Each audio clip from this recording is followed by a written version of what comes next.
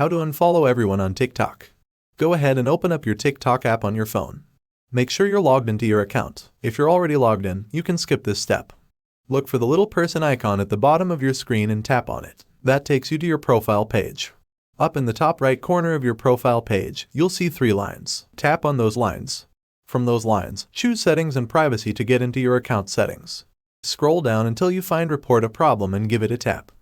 You'll see a bunch of options, but look for follow, likes, comments, favorites and tap on that one. Tap Unfollow. Tap Unfollowing and unfollowing users.